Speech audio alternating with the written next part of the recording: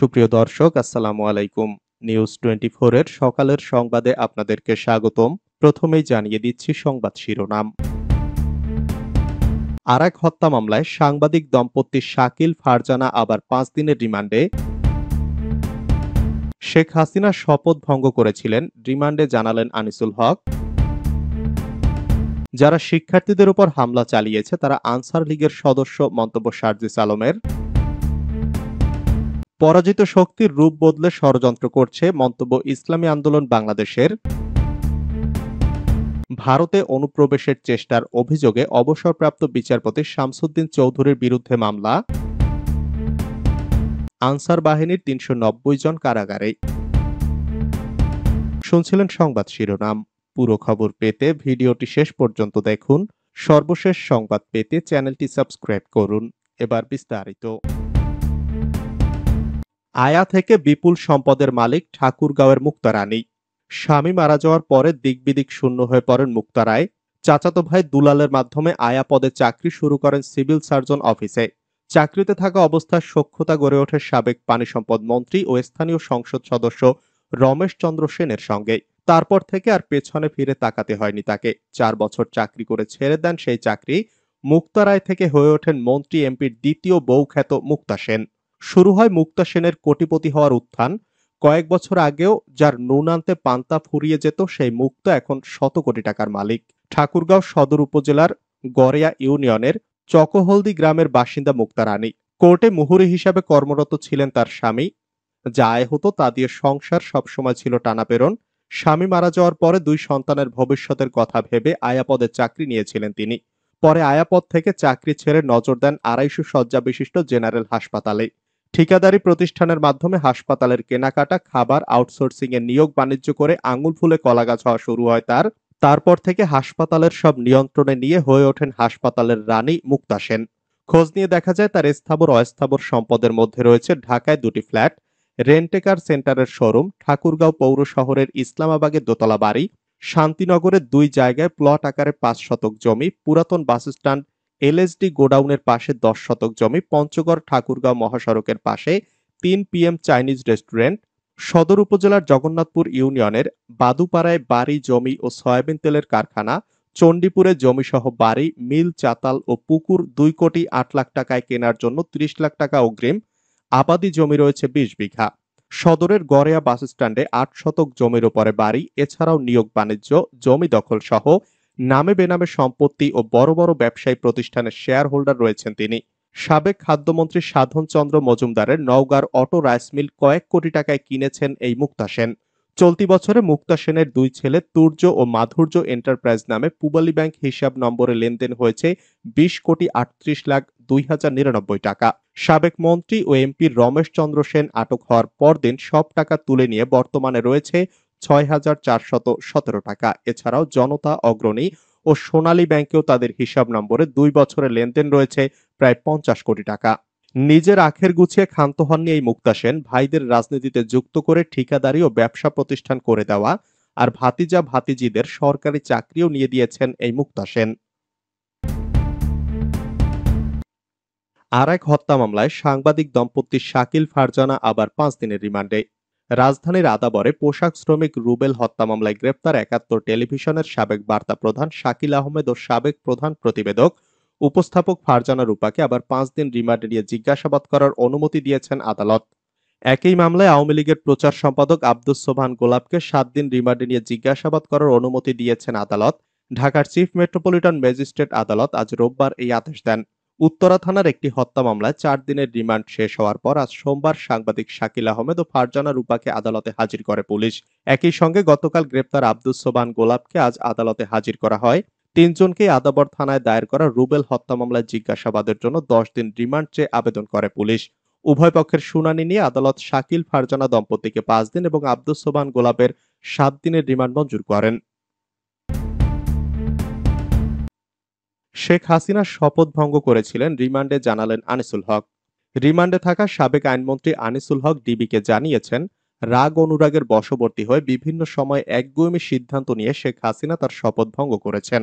ঢাকা মহানগর গোয়েন্দা পুলিশের হেফাজতে রিমান্ডে থাকা আওয়ামী লীগ নেতারা এই উপলব্ধি ব্যক্ত করেছেন বলে ডিবির সংশ্লিষ্ট সূত্র যুগান্তরকে জানিয়েছে। ডিবির জেরার মুখে সাবেক আইনমন্ত্রী বলেন, ২০১৮ সালে শিক্ষার্থীরা কোটা সংস্কারের দাবিতে আন্দোলন করেন, কিন্তু শেখ হাসিনা ওই সময় রাগ করে কোটা বাতিল করে দেন। এর মাধ্যমে তিনি শপথ ভঙ্গ করেছেন। কারণ প্রধানমন্ত্রী হিসাবে শপথ নেওয়ার সময় তিনি বলেছিলেন, কোনো ধরনের রাগ, অনুরাগ বা বিরাগের বশবর্তী হয়ে তিনি সিদ্ধান্ত নেবেন না। শেখ হাসিনা সরকারের একজন মন্ত্রী হিসাবে তিনি নিজেও এর দায় এড়াতে পারেন না বলে আনিসুল হক ডিবিকে জানিয়েছেন। গ্রেপ্তারকৃত আওয়ামী লীগ নেতাদের কাছ থেকে প্রাপ্ত তথ্যের ভিত্তিতে ডিবি জানায়, শেখ হাসিনার স্বৈরতান্ত্রিক মানসিকতার কারণেই আজ দেশের এই অবস্থা হয়েছে। তিনি কোনো মন্ত্রী, প্রতিমন্ত্রী, উপদেষ্টা নেতাদের কথা শুনতে চাইতেন না। যেভাবেই হোক তাকে ক্ষমতায় থাকতে হবে, এই মানসিকতা ছিল শেষ পর্যন্ত। পদত্যাগের আগের দিন ৪ জুলাই এক প্রতিমন্ত্রী শেখ হাসিনাকে বলেছিলেন, আপনি শিক্ষার্থীদের চোখের ভাষা, মনের ভাষা বোঝার চেষ্টা করুন, প্রয়োজনে আমাকে বলে দিন, ছাত্রদের দাবির প্রতি একাত্মতা পোষণ করুন। প্রতিমন্ত্রীর ওই বক্তব্যের পর তাকে গণভবন থেকে বের করে দেওয়া হয়। যারা শিক্ষার্থীদের উপর হামলা চালিয়েছে তারা আনসার লীগের সদস্য, মন্তব্য শারজিস আলমের।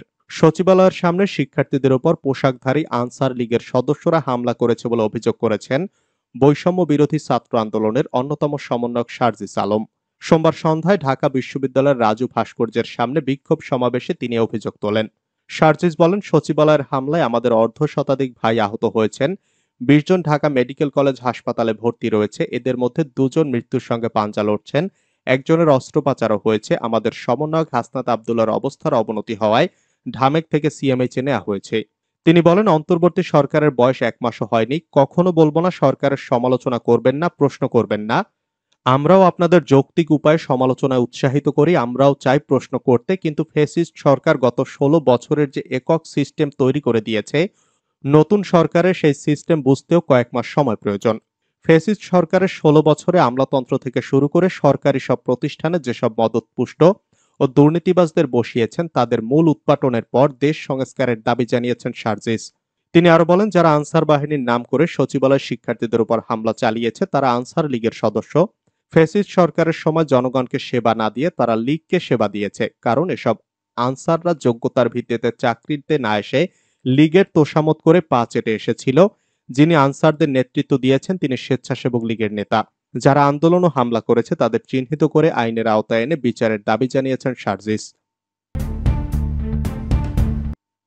পরাজিত শক্তির রূপ বদলে ষড়যন্ত্র করছে, মন্তব্য ইসলামী আন্দোলনের। শিক্ষার্থীদের উপর আনসার বাহিনীর সদস্যদের হামলা ও মারধরের ঘটনায় তীব্র নিন্দা ও প্রতিবাদ জানিয়েছে ইসলামী আন্দোলন বাংলাদেশের মহাসচিব প্রিন্সিপাল হাফেজ মাওলানা ইউনুস আহমদ ও যুগ্ম মহাসচিব মাওলানা গাজী আতাউর রহমান। হামলায় জড়িত আনসার বাহিনীর সদস্যদের চিহ্নিত করে তাদের বিরুদ্ধে শাস্তিমূলক ব্যবস্থা গ্রহণ এবং আহত শিক্ষার্থী সাংবাদিকদের সুচিকিৎসার ব্যবস্থার দাবি জানান নেতৃদ্বয়।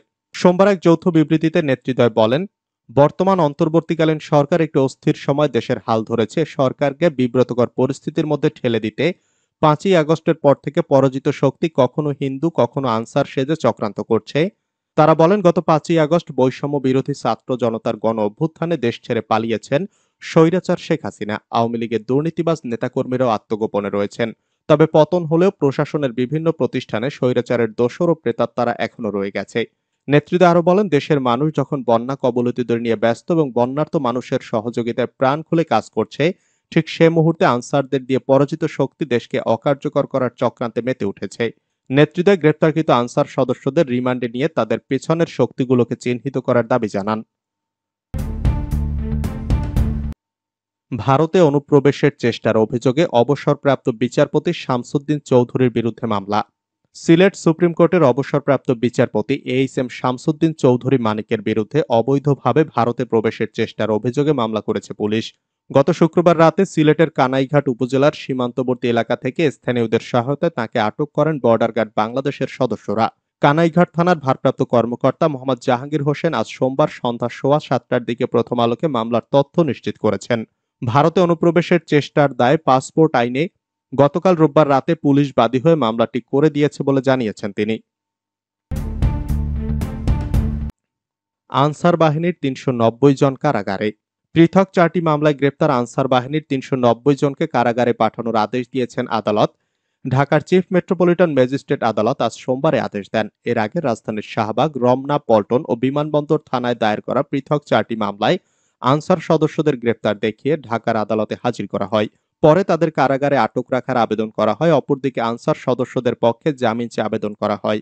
উভয় পক্ষের শুনানি নিয়ে আদালত তাদের প্রত্যেককে কারাগারে পাঠানোর আদেশ দেন। পরে তাদের আদালত থেকে কারাগারে নিয়ে যাওয়া হয়।